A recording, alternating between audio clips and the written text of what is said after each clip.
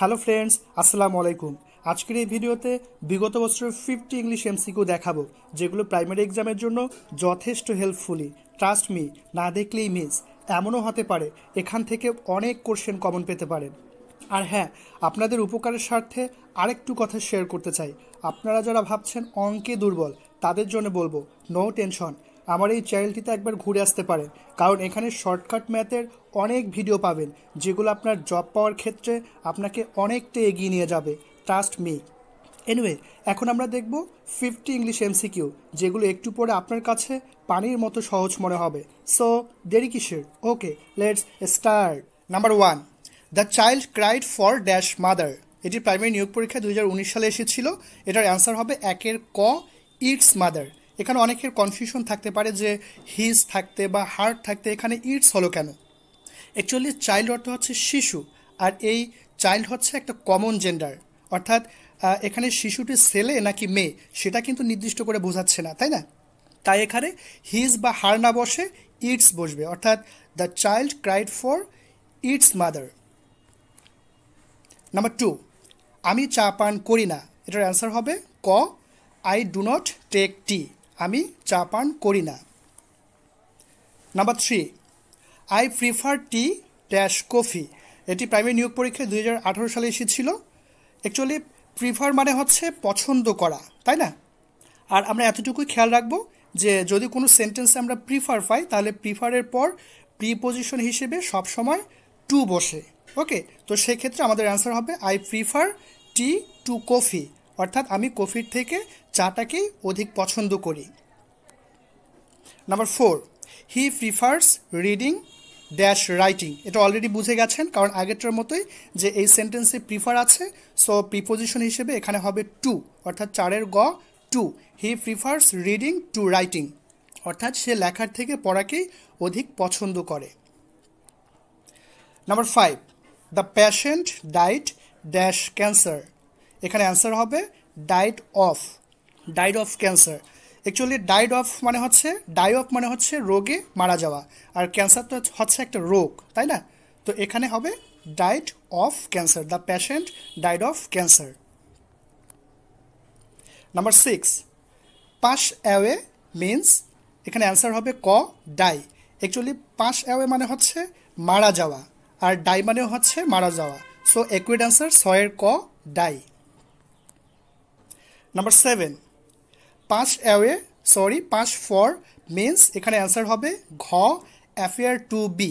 Actually pass for মানে হচ্ছে পরিচিত হওয়া। ওকে, তো সেক্ষেত্রে অ্যান্সার হবে ঘ, অ্যাপেয়ার টু বি। আর অ্যাপেয়ার টু বি মানেও হচ্ছে পরিচিত হওয়া। Number 8, look before you leave. খুবই ইজি, এটি প্রাইমারি নিয়োগ পরীক্ষায় 19 সালে এসেছিল।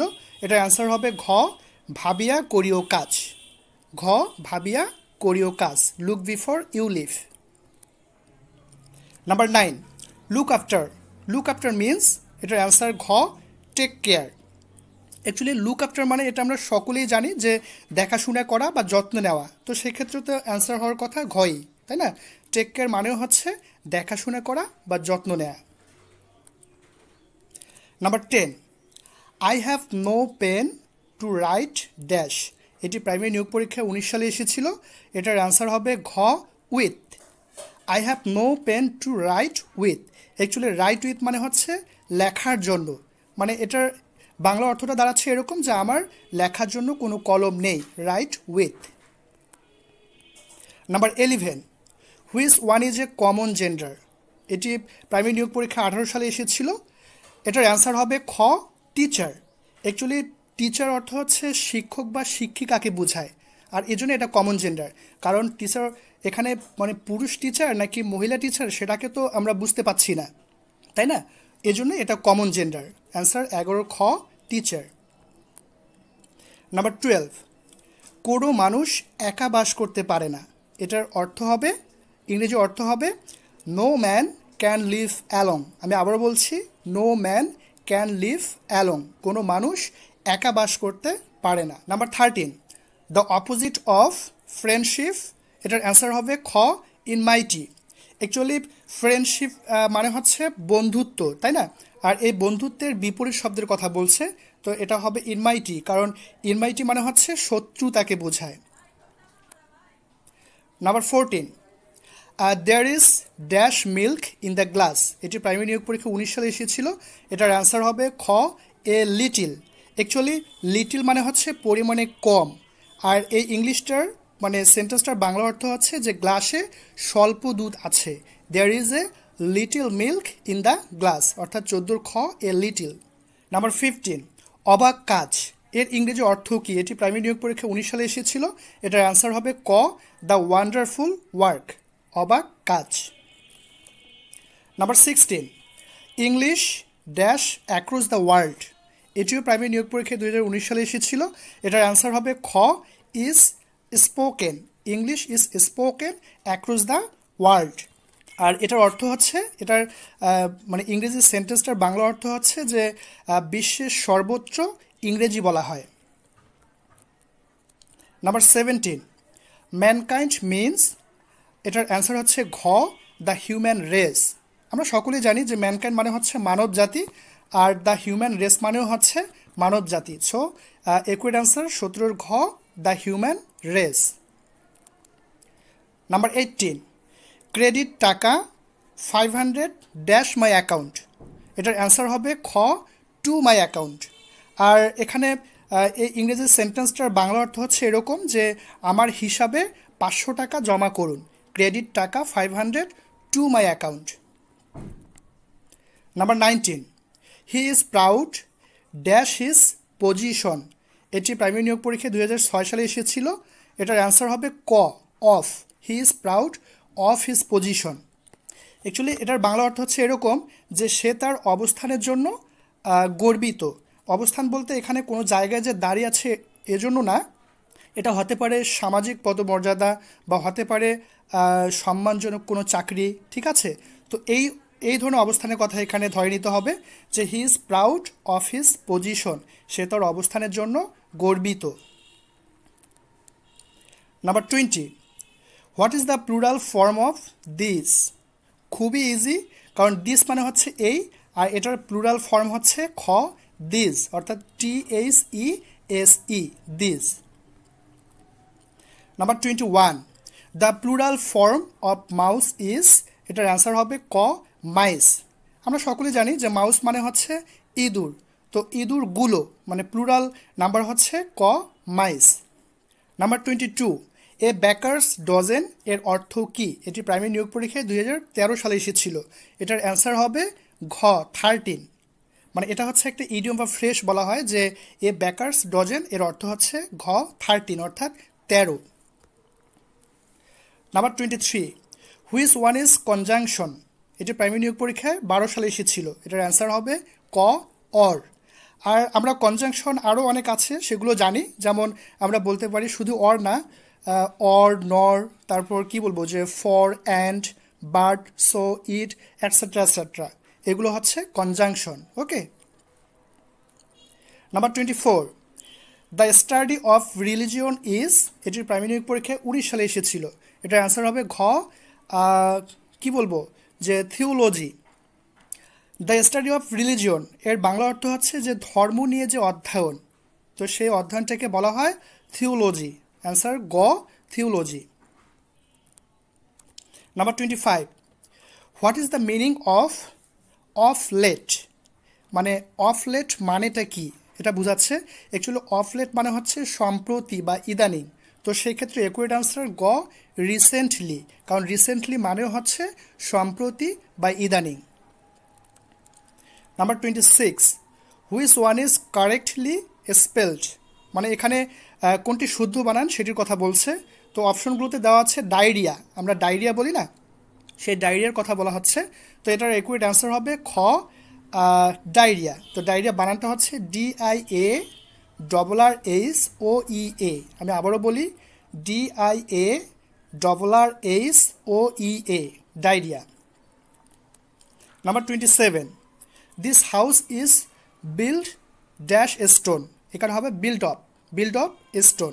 অ্যাকচুয়ালি বিল্ড অফ মানে হচ্ছে নির্মাণ করা, আর এটার ইংরেজি সেন্টেন্সটার বাংলা অর্থ দাঁড়াচ্ছে এরকম যে এই বাড়িটি, স্টোন মানে তো পাথর, তাই না, এই বাড়িটি পাথর দিয়ে নির্মাণ করা। Number 28, a burning question. A burning question means answer হবে খ an important question.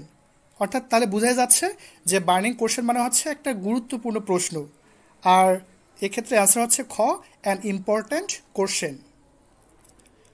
29, the antonym of the word delete is. এটি প্রাইমারি নিয়োগ পরীক্ষায় 2018 সালে এসেছিল। এটার অ্যান্সার হবে খ ইনসার্ট। অ্যাকচুয়ালি ডিলিট অর্থ হচ্ছে মুছে ফেলা, আর ইনসার্ট অর্থ হচ্ছে সন্নিবেশ করা। সো ডিলিটের বিপরীত শব্দ হচ্ছে ইনসার্ট। Number 30, emphasis means. এটি প্রাইমারি নিয়োগ পরীক্ষায় 19 সালে এসেছিল। এটার অ্যান্সার হবে ক ইম্পর্টেন্স। অ্যাকচুয়ালি এমপ্যাসিস মানে হচ্ছে গুরুত্ব বা বিশেষ বৈশিষ্ট্যকে বোঝায়, তো সেক্ষেত্রে আমরা কয়ে ধরতে পারি importance. Number 31, of the 4 books the red one is the dash. এটি প্রাইমারি নিয়োগ পরীক্ষায় 19 সালে এসেছিল। এটার অ্যান্সার হবে খ সিপেস্ট। অ্যাকচুয়ালি এখানে সুপারলেটিভ ডিগ্রির প্রয়োগ করা হয়েছে। তো এটার ইংলিশ সেন্টেন্সটার বাংলা অর্থ হচ্ছে এরকম যে 4টা বইয়ের মধ্যে লাল বইটা হচ্ছে সব থেকে সস্তা, আর অনেকগুলোর মধ্যে হচ্ছে যখন চিন্তা করা হয় তখন হচ্ছে সেটা সুপারলেটিভ ডিগ্রি হিসেবে ধরা হয়। তো সেই ক্ষেত্রে অ্যান্সার হবে খ সিপেস্ট।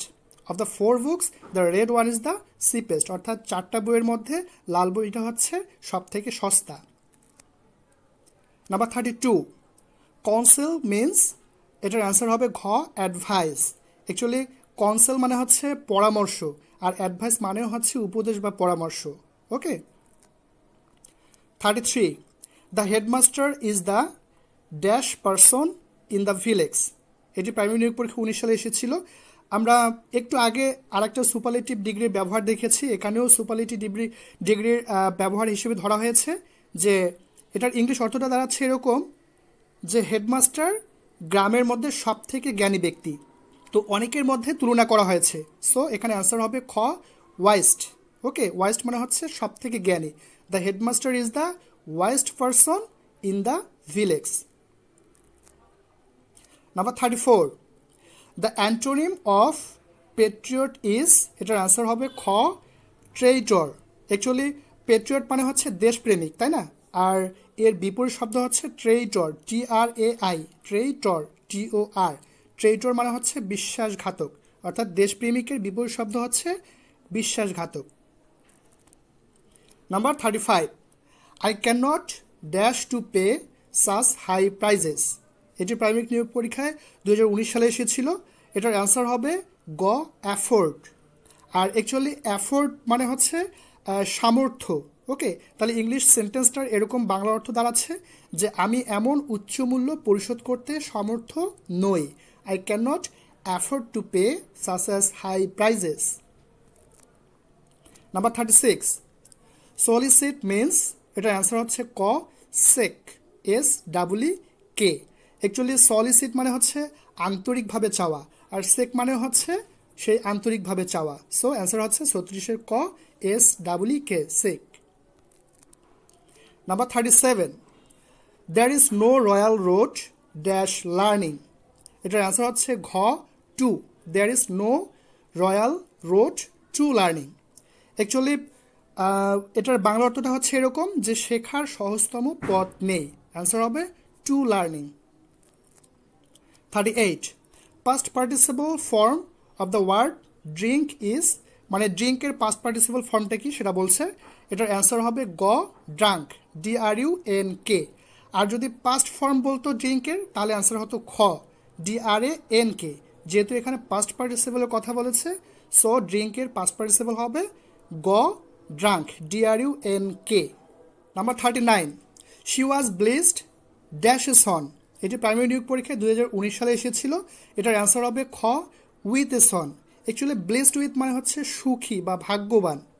তো এটার বাংলা অর্থটা হচ্ছে এরকম যে সে একটি পুত্র সন্তান পেয়ে ভাগ্যবান হয়েছিল। She was blessed with a Son. Number 40, correct antonym of panic is. এটার অ্যান্সার হচ্ছে খ রিল্যাক্স। অ্যাকচুয়ালি প্যানিক মানে হচ্ছে আতঙ্কিত বা আতঙ্ক বলা হয় যাকে, আর রিল্যাক্স মানে তো আমরা সকলেই বুঝি যে আরাম। সো প্যানিকের বিপরীত শব্দ হচ্ছে relax. Number 41, I suggest that he dash there, এটার অ্যান্সার হবে ঘ গোস দেয়ার।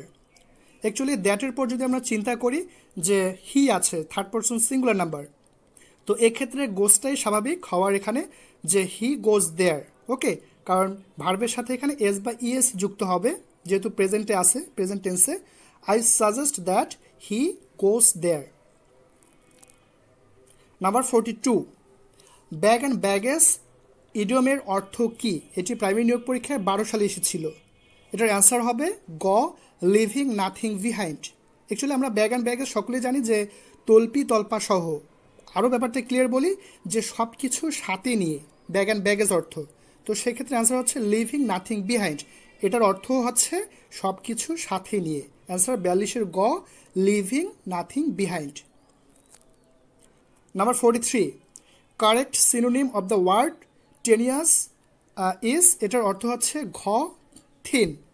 অ্যাকচুয়ালি টেনিয়াস মানে হচ্ছে পাতলা, তো সেক্ষেত্রে একুইড আনসার ঘ থিন। থিন মানে হচ্ছে পাতলা। 44, রান কাউন্টার টু মিনস, এটি প্রাইমারি নিয়োগ পরীক্ষায় 14 সালে এসেছিল। এটার অ্যান্সার হবে গ কন্ট্রাডিক্ট। আর রান কাউন্টার মানে হচ্ছে বিরুদ্ধে যাওয়া, কি বলবো, দ্বিমত পোষণ করা। তো সেই ক্ষেত্রে অ্যান্সার হচ্ছে গ কন্ট্রাডিক্ট। আর কন্ট্রাডিক্ট মানেও হচ্ছে বিরুদ্ধে যাওয়া। 45, কোনটি শুদ্ধ বানান? এটি প্রাইমারি নিয়োগ পরীক্ষায় 12 সালে এসেছিল। এটার অ্যান্সার হচ্ছে গ পজেশন, POSSESSION। আমি আবারও বলছি, POSSESSION। এই পজিশন মানে হচ্ছে দখল। 46, ফল ইন্টু লাইন ইডিয়মটির অর্থ কি? এটি প্রাইমারি নিয়োগ পরীক্ষায় 12 সালে এসেছিল। অ্যাকচুয়ালি ফল ইন্টু লাইন মানে হচ্ছে কারোর সাথে একমত হওয়া। ওকে, সো এটার অ্যান্সার হচ্ছে 46-এর ঘ এগ্রি। এগ্রি মানেও হচ্ছে একমত হওয়া। Number 47, he does not attain dash his office timely. এটি প্রাইমারি নিয়োগ পরীক্ষায় 12 সালে এসেছিল। এটার অ্যান্সার হবে গ attain at his office timely. Actually attain at মানে হচ্ছে গমন করা অর্থে এখানে ব্যবহৃত হয়। এনিওয়ে, এর বাংলা অর্থটা হচ্ছে এরকম, যে সে টাইমলি অফিসে যায় না। He does not attain at his office timely. Number 48, the idiom let things slide. এটার অর্থ হচ্ছে গ ignore. Actually let things slide মানে হচ্ছে অবহেলা করা বা তাচ্ছিল্য করা। তো সেক্ষেত্রে একুইড আনসার গ ইগনোর। ইগনোর মানে হচ্ছে অ্যাভয়েড করা বোঝায় আর কি, এটা আমরা সকলে জানি। এক্ষেত্রে ধরে নেওয়া যায় যে ইগনোর মানে হচ্ছে অবহেলা করা বা তাচ্ছিল্য করা। Number 49, the synonym of the word pitfall. এটি প্রাইমারি নিয়োগ পরীক্ষায় 2012 সালে এসেছিল। অ্যাকচুয়ালি পিটফল মানে হচ্ছে অসুবিধা বা ত্রুটিকে বোঝায়। তো সেক্ষেত্রে অ্যান্সার হবে গ শর্টকামিং। আর শর্টকামিং মানেও হচ্ছে ত্রুটি বা অসুবিধা। নাম্বার 50, কোন বানানটি শুদ্ধ? এটি প্রাইমারি নিয়োগ পরীক্ষা 19 সালে এসেছিল। এটার অ্যান্সার হবে গ গ্রিভেন্স, GRIEVANCE। আমি আবারও বলছি, GRIEVANCE। এই গ্রিভেন্স মানে হচ্ছে অভিযোগ বা ক্ষোভ। অ্যাকচুয়ালি এই কোশ্চেনটা আরও অনেক পরীক্ষায় এসেছিল, আমি দেখেছি। সো একটু মনোযোগ দিয়ে পড়বেন যে GRIEVANCE এটার অর্থ হচ্ছে ক্ষোভ বা অভিযোগ। কেমন লাগলো ভিডিওটি? ভালো লাগলে প্লিজ একটা লাইক দেবেন এবং চ্যানেলটি শেয়ার করবেন, কেমন? আর হ্যাঁ, সাবস্ক্রাইব করতে ভুলবেন না কিন্তু। আজ এ পর্যন্তই, ইনশাল্লাহ আবারও দেখা হচ্ছে নেক্সট ভিডিওতে। ততক্ষণে ভালো থাকবেন, সুস্থ থাকবেন, নিরাপদে থাকবেন। আল্লাহ হাফেজ।